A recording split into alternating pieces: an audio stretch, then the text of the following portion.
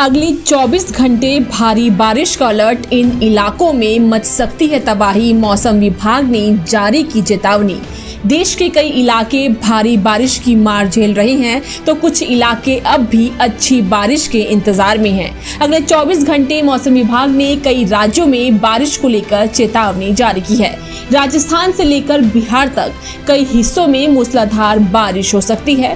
Weather expert से जानिए अगले 24 घंटे देश भर में कैसा रहेगा मौसम। जिस तरह से आप देख रहे हैं कि ट्रफ लाइन अब अपनी सामान्य जैसी स्थिति में आ रही है और राजस्थान, मध्य प्रदेश और बिहार होते हुए ये बंगाल की खाड़ी में जा रही है। लेकिन इसी के साथ जो चक्रवाती हवाओं के परिसंचरण होते हैं वो भी बने हुए हैं और एक वेस्टर्न डिस्टर्बेंस भी आया हुआ है जो थोड़ा कमज़ोर है, लेकिन उसका असर जम्मू कश्मीर और ऊंचे पहाड़ों पर है। अब आगे आने वाले 24 घंटे में आप देखिए चंडीगढ़ से लेकर देहरादून, जम्मू कश्मीर, हिमाचल प्रदेश, उत्तराखंड और उत्तर प्रदेश के जो फुटहिल्स है वहाँ पर बारिश होने की पूरी संभावनाएं हैं।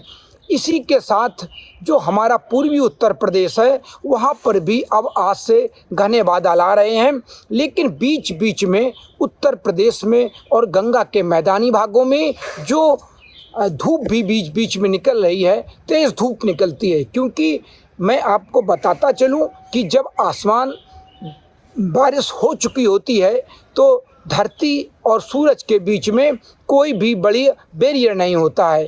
बैरियर्स का मतलब कोई प्रदूषण, कोई धुंध और कोई चीज़ नहीं होती है। तो धूप बहुत तेज़ी से ज़मीन पर पड़ती है और तेज़ धूप होती है, जिसकी वजह से और ह्यूमिडिटी भी बनी रहती है। तो इस कारण से उमस भी बराबर रहती है और हीट इंडेक्स भी बढ़े हुए होते हैं। तो ये स्थितियां अभी गंगा के मैदानी भागों में और जो हमारा उत्तर भारत है जिसमें जो मैदानी इलाके हैं हमारे राजस्थान, पंजाब, हरियाणा और दिल्ली, यहाँ पर भी रुक रुक कर बारिश होने की लगातार स्थितियां बन रही हैं। और जो भी हमारे मौसमी मॉडल हैं और जिस तरह से सैटेलाइट के थ्रू जो हम बादलों की आवाजाही और बादलों की उमड़ घुमड़ देख रहे हैं वो लगातार दिखाई पड़ रही है। और आगे चल के आप गुजरात में भी बारिश की वापसी होने वाली है। पूर्वी राजस्थान में भी अत्यंत भारी बारिश की संभावना आगे अगले 24 घंटे में बनी रहेगी। और इसी के बाद हमारा जो पश्चिमी मध्य प्रदेश है, राजस्थान है, बिहार है, झारखंड है, छत्तीसगढ़ है, ये सारे इलाकों में भी अच्छी बारिश देखे जाने की पूरी संभावना है। उत्तर पूर्वी राज्य जो कश्मीर है वहाँ पर और पश्चिमी क्षेत्र उड़ीसा के बाद तमिलनाडु और इन सारे जो दक्षिणी भारत के कई राज्य हैं यहाँ पर थोड़ी बारिश की गतिविधियाँ कम होंगी, लेकिन हल्की बारिश यहाँ भी होती रहेगी। बादलों की आवाजाही भी बनी रहेगी, धूप भी बनी रहेगी।